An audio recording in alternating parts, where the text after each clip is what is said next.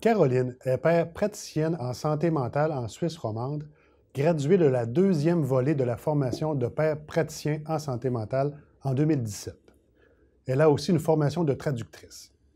Elle travaille à 50 % au laboratoire d'enseignement et de recherche en santé mentale et psychiatrie à la Haute École de santé La Source à Lausanne et est aussi présidente de l'association Repère, qui est l'association des pères praticiens en santé mentale. Quant à elle, Virginie est professeure à la Haute École de santé La Source à Lausanne, où elle enseigne principalement dans la filière ergothérapie, avec une double formation d'ergothérapeute et d'anthropologue de la santé. Elle est membre du comité pédagogique et responsable de l'un des modules de la formation de père praticien en santé mentale.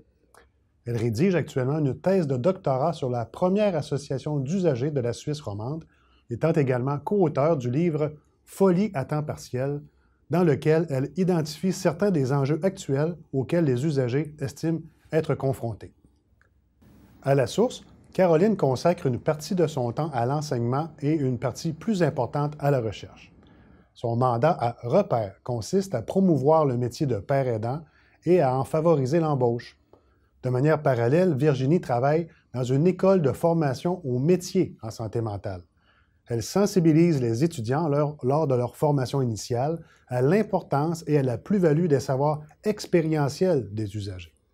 Il s'agit de revoir les façons de faire pour aller au-delà de l'idée que de telles personnes peuvent simplement amener leur témoignage. Il y a aussi quelque chose qui relève de la compétence. Dans la partie de la formation dont elle est responsable, Virginie traite de l'aspect collectif du métier de père praticien, comment on collectivise l'expérience, notamment dans le cadre de groupes d'entraide et autres, pour ensuite mobiliser cette expertise en enseignement et en recherche. La pratique de pairage est tout à fait courante selon Virginie, puisqu'elle existe de manière informelle depuis longtemps, que ce soit dans les institutions, les organismes professionnels, les groupes d'entraide, dans les quartiers avec des voisins. Toutefois, jusqu'à maintenant, il n'y a pas de politique active menée par les pouvoirs publics pour développer ce type de groupe, comme on a pu le voir en France avec les groupes d'entraide mutuelle, par exemple. Une trentaine de personnes ont été formées jusqu'à maintenant comme pères praticiens en santé mentale, mais elles travaillent à de petits pourcentages. Il reste en effet une certaine frilosité dans les grandes institutions pour ouvrir des postes. Caroline prend part à des formations au rétablissement auprès des professionnels et de futurs professionnels. Elle anime aussi des groupes d'entraide et participe à des activités de déstigmatisation. Son rôle en recherche consiste à faire remonter la parole des usagers pour mieux comprendre et répondre à leurs besoins. Quant à Virginie, elle analyse la parole des usagers sous un angle socio-historique pour légitimer cette voix et pour créer une place collective en santé mentale et faire entendre cette voix des usagers. Quand est-ce que ça a émergé et de quelle manière? Comment c'est perçu par les institutions et à quelles difficultés sont-ils confrontés? C'est le genre de questions auxquelles elle veut répondre. On constate notamment dans les archives, et ceci se confirme dans les entrevues menées pour fin de recherche, la récurrence de telles questions, de tels enjeux qui sont soulevés périodiquement. Il est par exemple maintenant convenu que de manière générale, il puisse exister des collectifs qui parlent en leur propre nom, mais quant à l'institutionnalisation, à la place qui peut y être faite à un regard critique porté par ces collectifs, les mêmes enjeux reviennent de manière assez continue. Il est surprenant de constater qu'il existe tout un corpus d'écrits sur ces sujets, mais qui reste méconnu et qu'on a l'impression de redécouvrir chaque fois. Virginie s'efforce de retourner ce reflet historique comme en miroir aux usagers. L'accès de Virginie à l'expertise de Caroline lui permet de réinjecter cette expertise dans son enseignement. L'expertise de Caroline complète bien celle plus analytique de Virginie.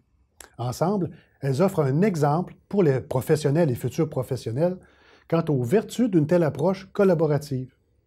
Au contact de Virginie, Caroline est quant à elle exposée à des savoirs théoriques sur la santé mentale et historiques sur le mouvement des usagers. Ceci lui paraît nécessaire pour faire avancer la cause et développer un plaidoyer bien organisé. En tant que chercheur, Virginie a déjà participé à un groupe de parole pour l'entraide de personnes vivant le trouble bipolaire et dépressif, ce qu'elle n'est pas elle-même. Elle a été impressionnée par la richesse des échanges, Les participants faisaient preuve d'une grande connaissance des ressources sur le territoire et pas seulement que du vécu personnel avec la maladie, et aussi des différences entre les professionnels et leurs approches.